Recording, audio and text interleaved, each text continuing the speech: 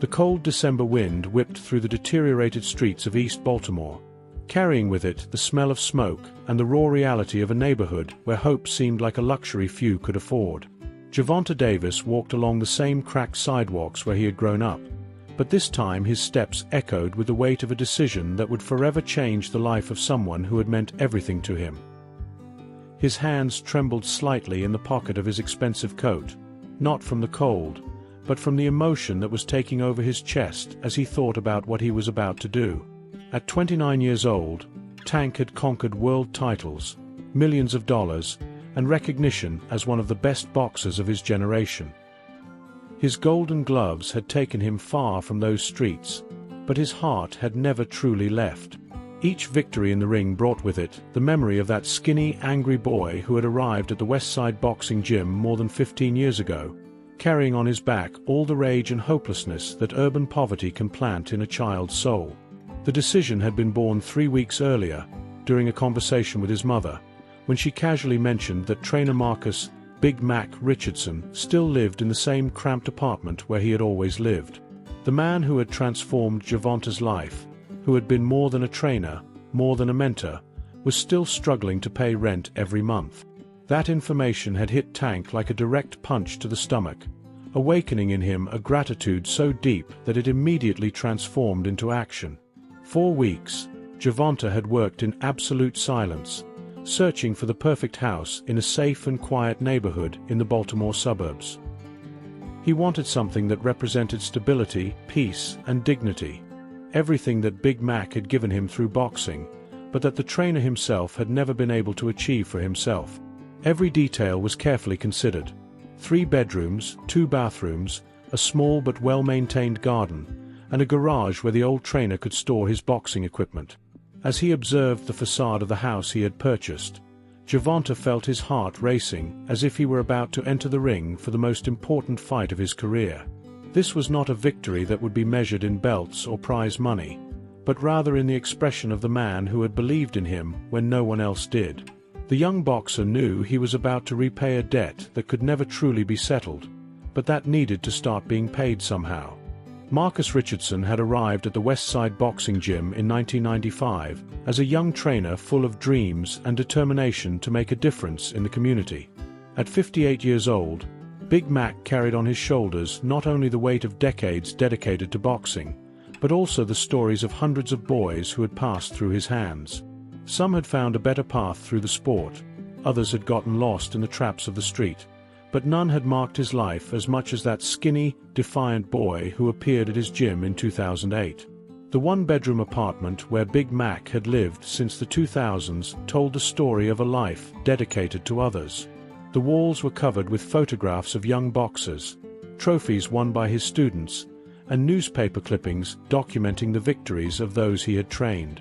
The worn-out couch where he slept some nights, when bills were too tight to keep the heating on, was silent witness to a man who had chosen to invest in others' dreams instead of building his own.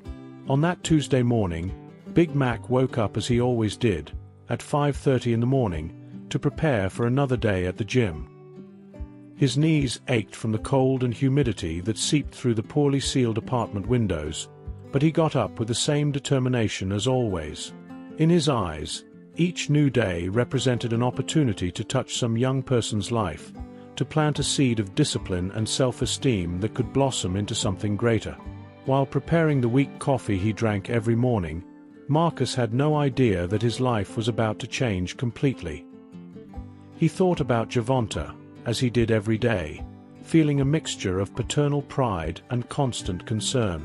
The boy had become a world champion, but Big Mac knew that success in the ring didn't always translate to peace of mind. He continued praying every night for Tank to find true happiness, not knowing that at that exact moment, his own happiness was being carefully prepared. The elderly trainer put on his worn jacket and prepared to face another day of work at the gym, completely unaware that Gervonta had spent the night awake, finalizing the last details of a surprise that would forever change the course of his story. Big Mac locked the door of the cramped apartment for the last time, carrying with him only the certainty that he had dedicated his life to a noble cause, without imagining that this dedication was about to be rewarded in a way he had never dared to dream. The first time Gervonta Davis stepped into the Westside Boxing Gym, in 2008, he was only 13 years old and carried on his shoulders all the revolt of a childhood marked by paternal absence and the financial difficulties that plagued his family. Big Mac remembered that day perfectly. The boy had arrived in clothes that were too big, worn-out sneakers, and a defiant attitude that barely hid the fear and vulnerability of a child who had grown up too fast. There was something in Tank's eyes that had deeply touched the trainer's heart, a mixture of hopelessness and untapped potential that Big Mac recognized immediately. The first months had been a constant battle between the trainer's patient authority and young Gervonta's stubborn resistance. Tank would show up to the gym irregularly, sometimes disappearing for weeks, and when he was present, he questioned every instruction with the defensive arrogance of someone who had learned not to trust adults. Big Mac never gave up, not even when other trainers suggested he was wasting time with a boy who was too problematic. There were nights when Marcus stayed awake thinking of strategies to reach Tank's heart, instinctively knowing that behind that rebellion was a diamond waiting to be polished. The transformation began slowly, almost imperceptibly. First came physical discipline. Tank discovered he possessed exceptional reflexes and natural speed that impressed even the most experienced boxers at the gym. Then Big Mac began working on the boy's mind, teaching him that true strength didn't come from anger, but from control and focused determination. Session after session, the trainer molded not just a boxer, but a young man capable of channeling his destructive energy into something productive. The decisive moment came when Tank turned 16, and Big Mac took him to his first important amateur fight. That night, while watching his pupil knock out his opponent in the second round, Marcus felt an emotion he had never experienced before. It was as if he were watching a son achieve something extraordinary. After the fight, Tank had run to hug his trainer, and for the first time since they had met, the boy had completely let his guard down, allowing Big Mac to see the pure gratitude and affection that had grown between them. Years later, when Tank turned professional and began winning titles, he never forgot to credit Big Mac as the man who had saved his life. In every interview, in every victory speech, Gervonta mentioned the trainer who had believed in him when no one else did. But for Big Mac, the greatest reward wasn't the public mentions or recognition. It was knowing he had helped transform a lost boy into an upright and successful man, even if it meant his own financial situation always remained tight. For 3 consecutive weeks, Gervonta Davis had operated like a spy in his own life, meticulously planning every detail of the surprise he was preparing for Big Mac. He had discreetly hired one of Baltimore's best real estate agents, instructing him to find a house that represented security, comfort, and dignity, qualities that his former trainer deserved, but had never been able to provide for himself. Each property visited was evaluated through the eyes of someone who intimately knew the simple dreams of a man who had dedicated his life to others. The search had not been easy. Gervonta rejected more than 20 properties, some for being too small, others for being in neighborhoods that still reminded him too much of the poverty that Big Mac already knew well. He wanted something special, but not ostentatious, a house that offered peace without making his mentor feel displaced or uncomfortable. Finally, he found what he was looking for: a single-story house with 3 bedrooms in Catonsville, a quiet suburb 20 minutes from downtown Baltimore, with a small but well-maintained yard and a safe neighborhood where Big Mac could finally relax. Parallel to the search for the perfect house, Tank had worked with a lawyer to structure the property transfer so that Big Mac would never have to worry about mortgages, taxes, or any kind of payment. He had created a fund that would forever cover all property maintenance costs, ensuring that his mentor would never again have to worry about financial issues related to housing.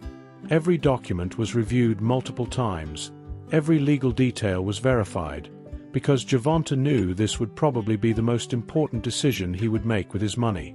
The most challenging aspect of the plan had been maintaining absolute secrecy. Tank had to resist the temptation to tell his mother, his close friends, or anyone in his social circle. He knew that Big Mac was beloved by the entire boxing community in Baltimore, and a single word could ruin the surprise. During these weeks, Gervonta felt as if he were carrying a precious gift inside his chest, something so special that he could barely contain his anxiety to finally be able to deliver it. On the night before the day chosen for the revelation, Tank couldn't sleep. He stayed awake imagining Big Mac's reaction, thinking about all the possible ways to present the surprise, and mainly, reflecting on the deep meaning of that gesture. It wasn't just about buying a house. It was about publicly acknowledging the unpayable debt he had with the man who had transformed his life, and about ensuring that Big Mac could live his golden years with the dignity and comfort he had always deserved, but never had the means to achieve. Thursday morning dawned with a clear, cold sky over Baltimore, as if the universe itself had conspired to create the perfect setting for one of the most emotional moments in the lives of two people who loved each other like father and son. Gervonta had woken up at 5 in the morning, with his heart racing and his hands slightly trembling from anticipation of what was about to happen. He knew that Big Mac would be at the gym around 7, following the routine he had maintained for decades, and had planned to intercept him right there, in the place where everything had begun between them. When Big Mac opened the doors of the West Side boxing gym that morning, he found Gervonta waiting for him in the center of the ring, holding a small golden box in his hands. The elderly trainer smiled warmly at seeing his former pupil, but was puzzled by the unusual seriousness in Tank's expression. There was something different in the air, an emotional electricity that Big Mac couldn't identify, but that made his heart race for no apparent reason. Gervonta slowly climbed down from the ring, walking toward the man who had been his savior, carrying with him the weight of 15 years of unexpressed gratitude. The moment when Tank extended the golden box to Big Mac was charged with an emotional intensity that seemed to make time stop. Inside the small box was the key to the new house, accompanied by a simple card where Gervonta had handwritten, "For the man who gave me a home when I had none, my heart. Now it's my turn to give you a home." When Big Mac read the words, his hands began to tremble violently, and he had to lean against the ring ropes to keep from losing his balance, while trying to process what was happening. The explanation came in words broken by emotion. Gervonta told him about the house in Catonsville, about the months of searching, about the fund created to ensure that Big Mac would never again worry about money for housing. He spoke about how he had carried this surprise in his heart for weeks, about how he couldn't sleep thinking about the moment when he could finally give back, even if partially, everything he had received. Each word came loaded with 15 years of repressed gratitude, filial love, and deep recognition of the fundamental role that Big Mac had played in his life. When Gervonta finished speaking, the silence that settled in the gym was almost sacred. Big Mac held the key with trembling hands, eyes welling up with tears he could no longer contain. For the first time in decades, the man who had dedicated his life to caring for others was being cared for in such a generous and unconditional way that he could barely believe the reality of that moment. The echo of his own tears dropping on the gym floor was the only sound that broke the silence, until he finally managed to whisper a "thank you," so full of emotion that it hurt in both their chests. The sound of Big Mac's sobs echoed through the empty boxing gym, creating a symphony of pure emotion that seemed to sanctify the space where their relationship had been forged. Gervonta stood quietly beside his mentor, allowing him the time and space to process the overwhelming reality of what had just happened. The young champion had seen Big Mac cry before, tears of pride when Tank won his first professional fight, tears of worry during his darker moments. But these tears were different. These were tears of liberation, of a man who had carried the weight of financial insecurity for so long that he had forgotten what it felt like to breathe freely. When Big Mac finally looked up from the golden key, his eyes met Gervonta's with an intensity that spoke volumes about the depth of their connection. The old trainer reached out and placed his weathered hand on Tank's cheek, a gesture so tender and paternal that it nearly brought fresh tears to both their eyes. In that simple touch, Marcus conveyed everything he couldn't put into words: his gratitude, his love, his amazement at the man his troubled pupil had become. It was a moment of pure human connection that transcended the boundaries of coach and athlete, revealing the profound father-son relationship that had developed between them over the years. The atmosphere in the gym had transformed into something almost sacred, as if the universe itself was acknowledging the significance of this moment. Gervonta found himself thinking about all the mornings he had arrived at this very gym feeling angry at the world, and how Big Mac had patiently chipped away at his defenses until he found the good heart underneath. The irony wasn't lost on him that he was now giving his mentor the keys to a new life in the same place where Big Mac had given him the keys to his own transformation. The symmetry felt divinely orchestrated, as if every struggle and triumph had led them to this perfect moment of mutual gratitude. As Big Mac composed himself, he began to share stories that Gervonta had never heard before. Tales of sleepless nights when he wondered if he was making a difference, of times when he had to choose between buying food and keeping the gym's lights on, of dreams he had quietly abandoned because survival took precedence over aspiration. These revelations painted a picture of sacrifice that Tank had never fully understood, making the gift of the house feel even more necessary and right. Big Mac's humility in sharing these struggles only reinforced why he deserved this moment of triumph and security. The conversation gradually shifted from tears to laughter as Big Mac began to imagine the possibilities that lay ahead. He talked about finally having a proper kitchen where he could cook real meals, about having a quiet place to read in the evenings, about maybe even getting a dog to keep him company. Gervonta listened with joy as his mentor's voice grew stronger and more excited with each new dream he dared to voice aloud. For the first time in decades, Big Mac was allowing himself to think beyond mere survival, and Tank realized that this transformation in his mentor's outlook was perhaps even more valuable than the house itself. The trip to Catonsville was made in contemplative silence, with Big Mac still processing the reality that his life had changed completely in a matter of minutes. Gervonta drove calmly, observing from the corner of his eye his mentor's reactions as they moved away from the deteriorated neighborhoods of downtown Baltimore toward the quiet suburbs where Big Mac would spend his next years. The elderly trainer looked out the window with a mixture of admiration and disbelief, seeing for the first time residential neighborhoods where houses had well-maintained gardens and the streets were clean and safe. When they arrived at Elm Street and stopped in front of number 247, Big Mac needed a few minutes to get out of the car. The house that stood before him was everything he had dreamed of for decades. A single-story brick construction with a small but welcoming porch, large windows that promised plenty of natural light, and a front garden that, even in winter, showed signs of care and attention. It was a house that breathed peace and stability, a place where a person could finally rest after a lifetime of work and dedication to others. Entering the house was an almost ceremonial moment. Gervonta had made sure everything was perfect. The house was clean, heated, and partially furnished with basic but quality items. Big Mac walked slowly through the rooms, touching the walls as if he needed to confirm that everything was real, admiring every detail from the polished wood floors to the careful finishes. When he reached the master bedroom and saw the queen-size bed with new sheets, the elderly trainer sat on the edge of the mattress and cried again, this time silent tears of relief knowing he would never again sleep on an uncomfortable couch. What impressed Big Mac most was realizing that Gervonta had thought of every detail that would make the house not just comfortable, but truly his. In the garage, there was enough space for him to set up a small personal gym, with some boxing equipment that Tank had already provided. The kitchen was equipped with modern appliances, but not excessively luxurious, respecting the simple style that Big Mac had always preferred. There was even a small library in the second bedroom, where the trainer could organize his trophies, photographs, and memories from decades dedicated to boxing. When they finished the tour of the house, the two men sat on the porch, watching the sun begin to set over the quiet neighborhood. Big Mac still held the golden key, as if it were a talisman that could disappear at any moment. Gervonta explained the practical details. All bills were already organized for automatic debit from the fund he had created. The address was already registered in his name, and he had complete freedom to modify or decorate the house as he wanted.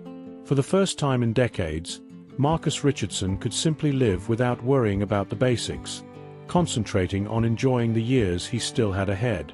3 months after moving to Catonsville, Big Mac had transformed into a lighter and happier version of himself. The financial security and comfort of the new house had relieved a weight he had carried for decades, allowing his naturally optimistic personality to flourish completely. He had decorated the house with photographs of all the young people he had trained over the years, creating a gallery of memories that celebrated a life dedicated to developing others. The small gym in the garage had become a meeting point for local boxers in the area, who discovered in legendary Big Mac an available and accessible mentor. Gervonta visited his former trainer at least twice a week, always finding excuses to show up there, bringing a special lunch, helping with some project in the house, or simply sitting on the porch to talk about boxing and life. These visits had become the most precious moments of the week for both, opportunities to further strengthen a bond that was already unbreakable. Tank observed with deep satisfaction how Big Mac had recovered the sparkle in his eyes, how he smiled more easily, and how he had even gained some healthy weight since he stopped constantly worrying about money.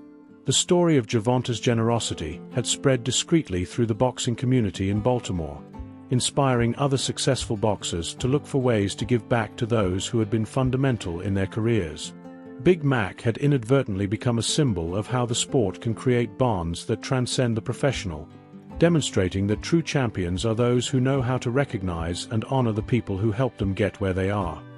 His house in Catonsville had transformed into a reference point for young boxers, who came seeking advice and inspiration from the man who had shaped a world champion. During one of the weekly visits, while the two men worked together in the house's garden, Big Mac finally managed to fully express his gratitude. He spoke about how Gervonta's generosity had given him not just a house, but also renewed his faith in human kindness and in the value of a life dedicated to helping others.